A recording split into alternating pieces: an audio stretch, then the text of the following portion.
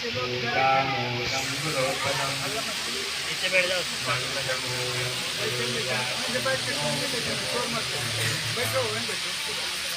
गुरुर्ब्रह्मा गुरुर्विष्णु गुरुर्देवो महेश्वरः गुरुर्साक्षात् परब्रह्म तस्मै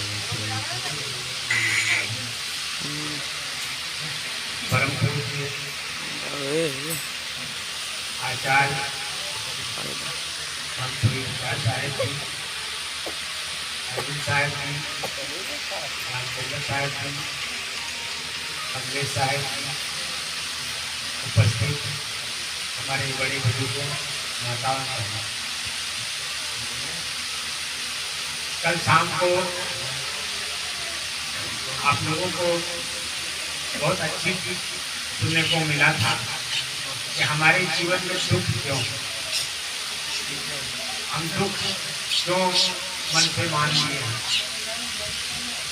और दुख छुटकारा का रास्ता क्या है, इसका हमारे संत महात्मा और परम पूज्य गुरु जी इसका संक्षेप में आप लोगों को सब कुछ बता दिए थे कि दुख कैसे हमारे जीवन से गिरते।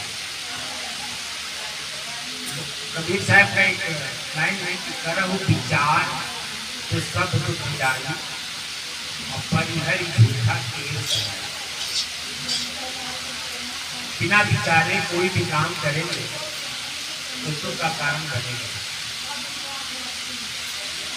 अगर दुख से निवारण चाहते हैं अपने आप को तो विचार पूर्वक काम करें। अगर स्वतः विचार न आए तो किसी विचारवान से, बड़े से, बुजुर्गों से अपनी बात को उनके सामने रख करके उनसे विचार विमर्श करके हम अपनी बात को समझ सकते हैं और समझ करके जब काम करेंगे तो निश्चित है आपके जीवन में सुख होगा। अभी जो यहाँ पे ढोल बजा रहे थे उनका नाम तो मैं नहीं जानता, रामविलास जी ने एक बात मेरे से कही कि संतों घर में झगड़ा था। मैं भजन बहुत गाता हूँ, दूसरे को सुनाता हूँ, लेकिन मुझे नहीं समझ में आता अपने घर में झगड़ा क्या। ये मैंने कह रहा हूँ, रामविलास जी मेरे कान में डालते हुए तो जो झगड़ा अपने घर में, ये हमारा शरीर एक घर है, हम इस घर के मालिक हैं और अपने मालिक होने का हमें ज्ञान नहीं है। ये घर तो झूठा है, नकली है। असली घर तो ये जो 24 घंटा हमारे साथ है और इसी में झगड़ा हो। आँख अपनी तरफ खींचता है, कान अपनी तरफ खींचता है, अपनी तरफ खींचता है, हाथ अपनी तरफ खींचता है, पैर अपनी तरफ खींचता है,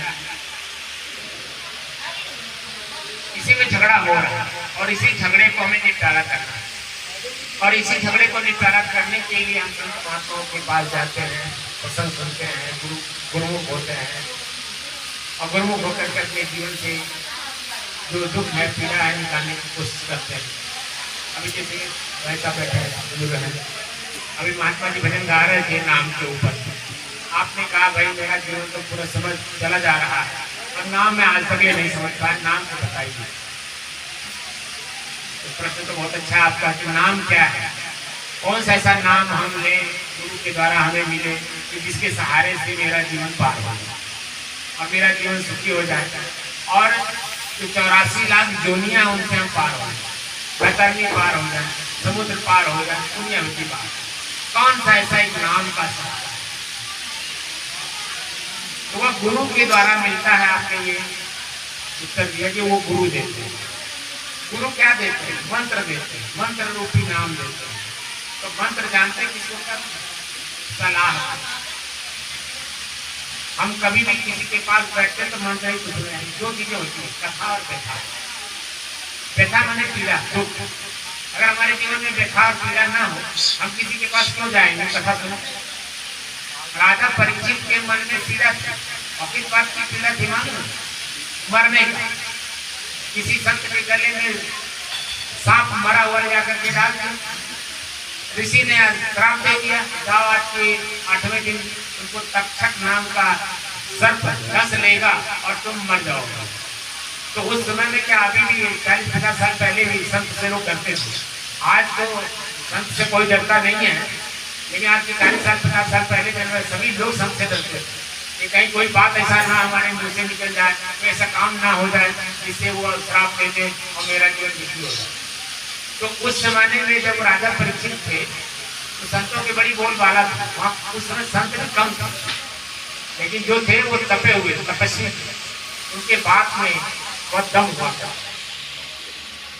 तो उन्होंने जैसे सुना अपने कान से कि ऋषि हमको श्राप दे रहे हैं कि आज के 8 बजे आपका मृत्यु हो जाए, तो एक पीड़ा हो गई। जैसे किसी को कह दिया जाए भैया आपको आज के 4थे दिन फांसी दिया जाएगा, तो उसको कुछ अच्छा लगेगा? भूख, प्यास, नींद, भोजन कुछ अच्छा नहीं लगेगा, क्योंकि उसको मरने का डर होगा। जब मरने का डर अपने मन में होता है तो कुछ अच्छा नहीं लगता। संसार के सबसे बड़े से बड़े सुख को भी वो कुछ नहीं समझता, क्योंकि मरने का डर। तो राजा परीक्षित अपने मंत्रिमंडल को बुलाते हैं और उसका सॉल्यूशन खोजते हैं कि भाई मेरे जीवन में जो दुख आया है, जो मेरे मन में पीड़ा आई है, वो मरने की है और किसी संत ने श्राप दिया है, इसका कोई उत्तर निकालो, ढूंढो। तो मंत्रिमंडल जब बैठता है, विचार विमर्श होता है, उसमें एक बात निकल के आती है। एक भागवत नाम का ग्रंथ है जिसके सुनने से आपके जीवन में जो दुख है मरने का वो खत्म हो सकता है। तो कौन लिखा है, कौन बनाया है, कौन सुनाएगा? तो पता चला कि वेद व्यास जी बनाए हैं, उन्हीं को वही सुना सकते हैं। तो वेद व्यास जी को बुलाया गया। वेद व्यास जी आते हैं और उस मंत्रिमंडल को कहते हैं भाई मैं तो बना तो दिया, निश्चित है ये मैं गारंटी कर सकता हूँ कि उस कथा को सुनने के बाद आपके जीवन में जो व्यथा है, जो पीड़ा है, मरने की जो दुख है, पीड़ा है, उससे आप मुक्ति पा सकते हैं। तो कहते उसको आप सुनाओ ताकि राजा जी का जो पीड़ा है वो खत्म हो। तो कहते हैं वेद व्यास जी कि मैं बना तो दिया, लेकिन मैं उसके बांचने का अधिकार नहीं रखता हूँ, क्योंकि उसको वैसा चरित्रवान व्यक्ति चाहिए जो उसे सुना सके और जिसका प्रभाव राजा परीक्षित के ऊपर पड़ सके। तो कहे भाई वो कौन है जो सुना सकता हो? तो कहे मैं तो नहीं सुना सकता, क्योंकि मैं गृहस्थ हूँ, बाल बच्चे वाला हूँ, मैं नहीं सुना सकता, मैं त्यागी तक इससे नहीं, मेरे वचन का उनके ऊपर असर नहीं पड़ेगा। तो कहे कौन है ऐसा जो जिनके द्वारा कथा सुनने से हमारे जीवन में जो पीड़ा है वो खत्म है? तो पता चला सुखदेव जी हैं। वेद व्यास जी कहते हैं मेरे ही पुत्र हैं सुखदेव जी, तो त्यागी और तपस्वी हैं, और उनके द्वारा कथा सुनने से आपके जीवन का जो दुख है, पीड़ा है, वो खत्म हो सकता है। हाँ, जब हमारे मन में पीड़ा हो तो किसी बात को लेकर हम किसी बात से परेशान है, दुखी, हम अपने गुरु जी के पास अपनी समस्या रखेंगे तभी तो हमको कुछ सोल्यूशन देंगे कि ये जो तो आपके जीवन में दुख आया है, इस दुख का निवारण ये है, इसको ऐसे कर दो, ये आपका जीवन दुख से सुख में बदल जाएगा। अगर मैं उसे सुनता हूँ पूरा और अपने जीवन में धारण करता हूँ, वैसे मैं पालन करके चलता हूँ, तो निश्चित है कि मेरे जीवन में जो दुख है वो निकल सकता है। तो नाम क्या है? मंत्र। गुरु के द्वारा मंत्र मिलता है, और मंत्र कहते हैं सलाह को। तो जो हमारे कबीर पंथ में गुरु दीक्षा दी जाती है, उसमें कबीर साहब की साखी दी जाती है, सकलो दुर्मति दूर करो, अच्छा जन्म बनाओ, काग गवन गति छाड़ के हंस गवन चलिया, ए मन जीवा अमृत पीवा, क्या खसमर से पतार, गुरु की गया साधु की संगत निकल आओ। ये मंत्र आप कहीं भी बोल सकते हैं, बड़े मंच से बोल सकते हैं, लेकिन इसके अलावा जो मंत्र देते हैं वो कान में देते हैं, इसका मतलब चोर है, तो मतलब उसमें चोरी है, क्योंकि उस मंत्र में कहीं न कहीं जैसा कि ओम राम रंगाय नमः, अब आप बताइए ओम राम रंगाय नमः जो मंत्र है, शब्द है, ये शब्द तो है, आप इस शब्द को सुन करके क्या आप समझे बताइए? आपके मन में कोई चिंतन आया? कुछ भी चिंतन नहीं आया, लेकिन ये साथी कैसे सुनेंगे कि सकलो दुर्मति दूर, दुर्मत माने दुर्बुद्धि, दुर्विचार, दुराचरण अपने जीवन से निकालो। ये तो सहज समझ में आ रहा है, लेकिन ओम राम रमाय नमः इसमें क्या समझ में आ रहा है? कुछ समझ में आ रहा है? कुछ भी समझ में नहीं आएगा। इसका मतलब चोरी है, इसका मतलब कान में किया जाएगा। कान में मंत्र देने वाली जो शब्द है उससे किसी भी जीव का कल्याण नहीं होना। कुछ जपने से भी कुछ नहीं होगा। कभी साहब तो आपको जानते हैं, कभी साहब किसी साहब लोग हैं और हम सभी लोग कभी पंथी हैं। कभी साहब कहते हैं माला तो कर में फिरे, जीव फिरे मुखमाय और मन मातो 34 फिरे, ये तो सुमिरन ना है। तो खाली माला लेकर के जपने से, राम राम रटने से, ओम राम रामाय नमः रटने से क्या हमारा मन संतुष्ट होगा? कदापि नहीं होगा।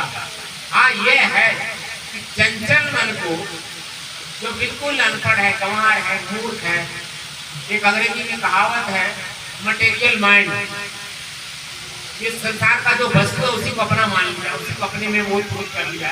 उसके मन को धीरे धीरे अपनी तरफ मोड़ने के लिए वो सब साधन हो सकता है। और वो जानते हैं नर्सरी क्लास है, और नर्सरी क्लास को हम बीए में मान लें, ये तो हमारी गलती है। कोई भी संसाधन कोई गुरु किसी शिष्य को देता है तो उस गुरु के बिना जाने उसका कभी भी आलोचना नहीं करना चाहिए। इसलिए कि वो गुरु और शिष्य समझते हैं। गुरु समझता है कि इसका माइंड, हम जो बात कहेंगे, जो शब्द इसके कान में डालेंगे, उसका मन पकड़ नहीं रहा। तो मन को पकड़ाने के लिए जो उसका मन पकड़ता है वो चीजें उसको दी जाती है।